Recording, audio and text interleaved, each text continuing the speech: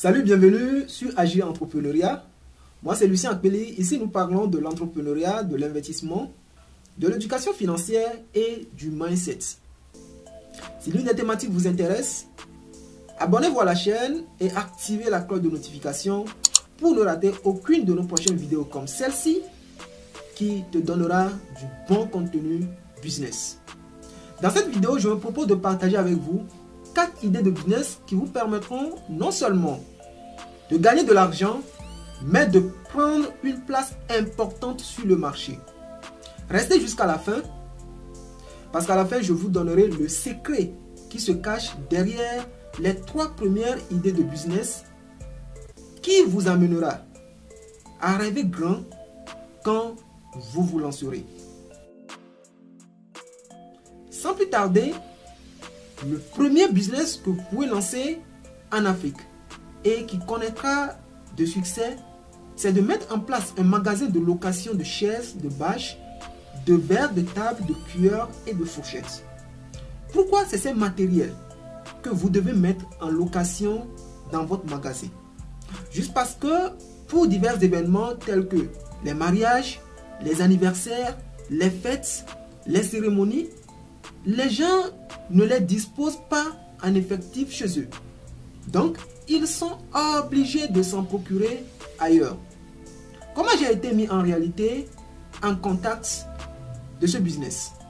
Pour la petite histoire, lorsque j'étais en première année à l'université, chaque fois que j'étais libre, je travaillais avec mon frère dans un bar-resto. Et donc, à chaque fois, les gens venaient louer les chaises et les verres de table chez nous. Et ce qui est très intéressant et vraiment intéressant dans ce business, c'est que vous êtes payé par unité de matériel loué. Donc plus le nombre de matériel cédé est élevé, plus vous encaissez de l'argent. Et c'est comme ça ce genre de business marche. Vous pouvez commencer chez vous à la maison, communiquer autour de vous, que ce soit de bouche à oreille. Rapidement, tu te feras connaître. Parce que si Monsieur X ou Madame X vient payer ou vient louer plutôt les matériels chez toi, non seulement ce dernier reviendra une prochaine fois, mais également lorsqu'une personne, un Monsieur Y ou une Madame Y sera également dans le besoin, donc ce client va commander, va recommander plutôt à ce dernier de venir chez vous. Ceci dit, pour fructifier votre business, vous devez bien traiter vos clients. Qui sait si demain tu ne seras pas propriétaire d'un hôtel, d'un bar ou dorénavant, ça ne sera plus question de location, mais un lieu événementiel. Même s'il y a Covid-19 aujourd'hui, passez à l'action, parce que le coronavirus ne durera pas éternellement. Le deuxième business que vous pouvez lancer en Afrique dès aujourd'hui, c'est la vente des fleurs de décoration. C'est un business que je trouve très puissant parce qu'il y a moins de concurrence dans ce domaine et peu connu par la majorité de personnes. Imaginez le nombre de maisons, d'hôtels, de salons de beauté, de restaurants qui s'implantent chaque année dans la ville où tu résides. Oh, tu le sais bien, tu ne rentreras pas dans un restaurant ou dans un hôtel sans même trouver une fleur de décoration. Donc aussi longtemps que les gens construisent, aussi longtemps que les gens mettent en place leur boîte, il y a un besoin en matière de décoration. Et ce business, pour le commencer, je vous conseille vivement de le faire premièrement en ligne, pour permettre à une majorité de personnes de te connaître, donc donner la possibilité aux gens de commander rapidement leurs fleurs et donc de faire assez de ventes et de voir si vraiment les gens aiment ça. En ce moment également, tu n'as pas de frais à payer sur un magasin que tu devrais en réalité louer pour commencer ton business. Le fait de le faire en ligne, c'est-à-dire sur les réseaux sociaux, te permettra de voir si le besoin est réellement ressenti, c'est-à-dire que si les gens paye vraiment ses fleurs. Mais moi, je te rassure à 100% que tu feras énormément de ventes. Comme tu le vois, la première des choses, c'est de créer ta page Facebook, le réseau social le plus utilisé en matière de vente et surtout de maîtriser les techniques efficaces de publicité. Supposons qu'un hôtel est construit dans ton secteur et que c'est toi qui dois fournir les fleurs de décoration. Tu imagines l'argent que tu peux ramasser? Ça serait juste énorme. Hein? C'est un business de dingue. Et surtout, il faudrait également, à des moments occasionnels, aller voir les gens. Si un restaurant, une maison ou un hôtel se construit, que tu t'en rendes compte, vas-y voir le propriétaire et présente-lui ton activité. Il pourra sans doute faire la commande quand tout sera prêt. C'est un business qui nécessite un budget assez conséquent. Même si tu es de la diaspora, voici ces genres de business que tu peux lancer au pays. Il sera aussi question de trouver un bon fournisseur. Donc si vous voulez vous lancer dans ce genre de business, contactez-nous. Allez dans la description de la vidéo, je laisserai mon email et là je pourrai vous mettre en contact avec les fournisseurs. Le troisième business que vous pouvez lancer en Afrique, c'est la vente des vestes d'hommes, de femmes et des habits manches longues. N'en parlons plus. Ici, vous vous ferez juste une fortune. Vous-même, vous savez le nombre de personnes qui s'habillent avec autant d'élégance. Il y en a beaucoup.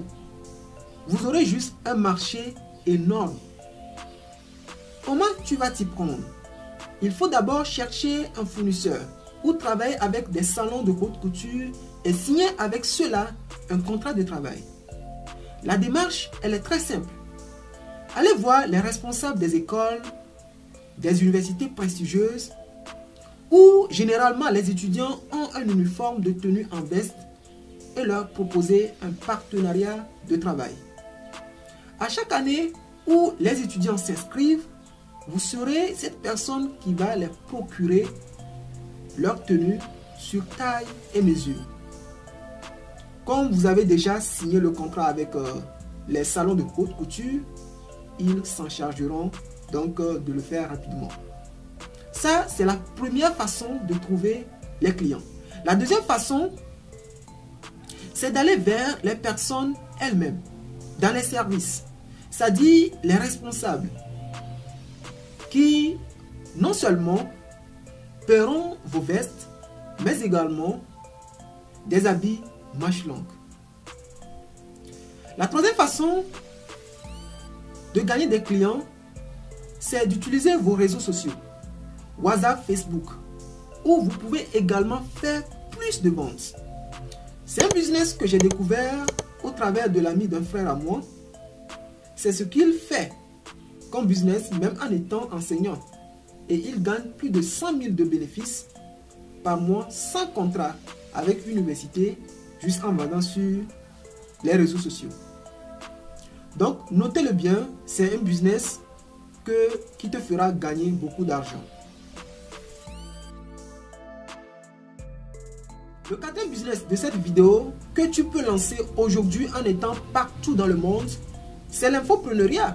Donc, devenir un infopreneur. C'est quoi tout d'abord l'infopreneuriat et c'est qui un infopreneur? Je ne sais pas si tu as déjà une fois entendu parler de l'infopreneuriat.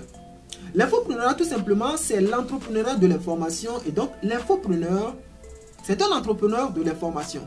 C'est quelqu'un qui vend son savoir-faire, ses compétences.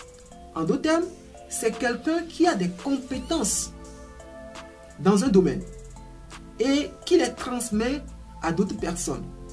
Aujourd'hui, je ne sais pas votre domaine de compétences, là où vous avez eu des résultats. Est-ce que c'est dans l'élevage, dans l'immobilier, dans le trading, la danse, quoi, dans la cuisine? Qu'est-ce que vous maîtrisez le mieux? Est-ce que c'est la langue ou c'est quoi? Si vous avez une compétence, bienvenue dans l'infopreneuriat. Et quand je parle de l'infopreneuriat, je vois directement certains youtubeurs tels que Tammy Kabbage, qui a mis en ligne ou bien qui a créé en ligne une école, le Tekel LFA, qui forme plusieurs milliers d'entrepreneurs. Eh bien, si vous avez une compétence, sachez-le bien que vous pouvez monétiser votre compétence. Alors, ce qu'il faut savoir, l'outil de travail de l'infopreneur, c'est l'Internet. Pour vendre ces informations, étant donné que ce sont des informations, il faut tout d'abord les matérialiser. Que ce soit par des vidéos, les podcasts ou en e-book. Et pour cela, que ce soit sur YouTube ou sur Facebook, vous devez créer deux types de contenu. Le contenu gratuit et le contenu payant. Le contenu gratuit te permettra de rassurer, d'avoir une communauté. Et lorsque, par exemple, tu crées une formation, les gens pourront facilement s'en procurer. Donc, ne négligez pas votre compétence. Vous pouvez en faire une contrepartie de revenus. Donc, voilà les business que je voudrais vous proposer. Et comme prévu, si vous suivez cette vidéo jusqu'ici, voici le secret qui se cache derrière les 3 premières idées de business. Le secret, il est tout à fait simple. C'est une histoire de marque. Si aujourd'hui, vous vous lancez dans la vente de vestes d'hommes ou de femmes, la vente de manches longues, dans la vente de fleurs de décoration, un jour, non seulement vous aurez à vendre tout ceci, mais vous aurez votre propre marque de vêtements ou de fleurs. Et sans doute, ceci vous permettra de prendre une place sur le marché. Dites-moi dans les commentaires la meilleure idée business parmi les 4 dans lesquelles vous aimeriez vous lancer.